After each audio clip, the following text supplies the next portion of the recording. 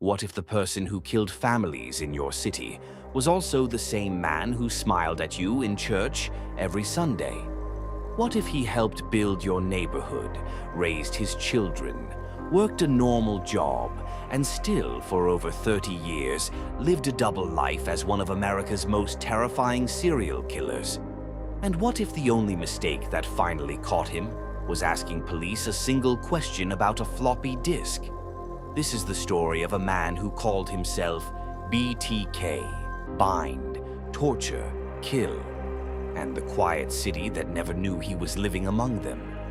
Wichita, Kansas in the 1970s looked like the perfect American city. Families felt safe, doors were often left unlocked, children walked freely in neighborhoods.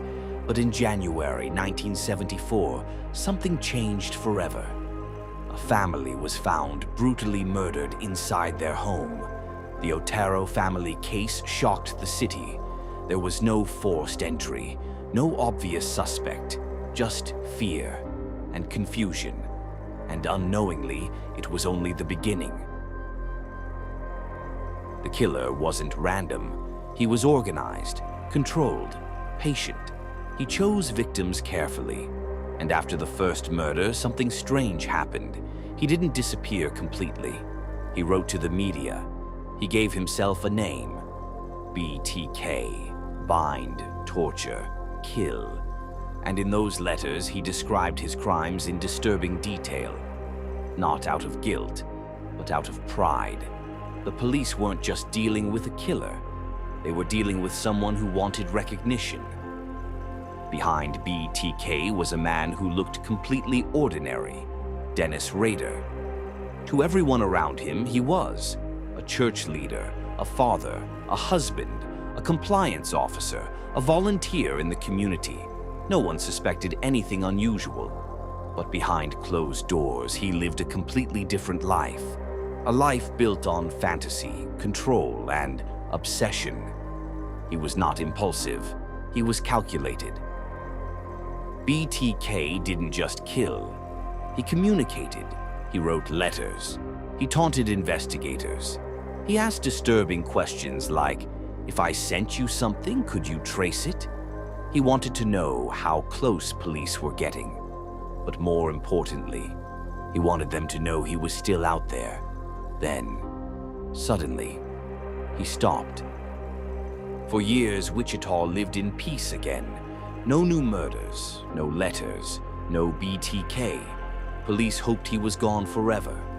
Maybe dead, maybe locked up for another crime. But they were wrong, because BTK was not finished. He was just waiting, planning, and evolving. Dennis Rader is confirmed to have murdered 10 people between 1974 and 1991 in Wichita, Kansas. 1. The Otero family, 1974, first attack. This was BTK's first known crime, and the most shocking because it involved an entire family.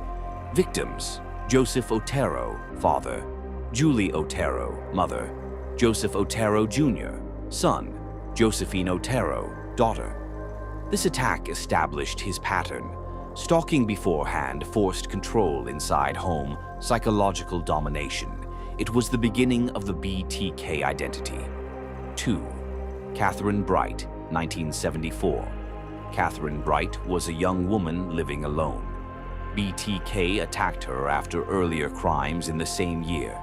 He attempted to control the situation, but the attack escalated and she was killed.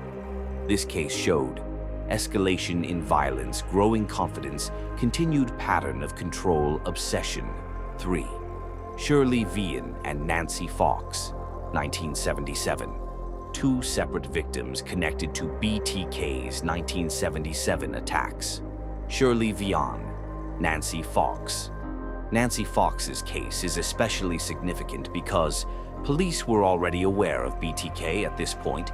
He even contacted authorities. Around this time, he was becoming more bold and interactive with media.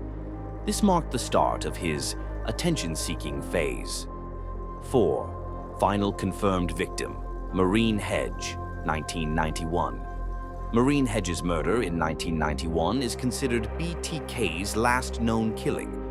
By this time, he had gone silent for years. He was living a normal public life. No one suspected him. BTK made a decision that would end everything. He wanted attention again, and he made contact with police. BTK sent a floppy disk to investigators. He asked again, "Can you trace it?" Police examined it carefully. Inside the disk, they recovered deleted data. That data led them to a church. And from there, a name, Dennis Rader. The man they had been searching for had been living in plain sight all along.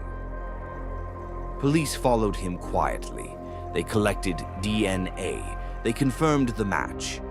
Then, February 25th, 2005, Park City, Kansas, USA.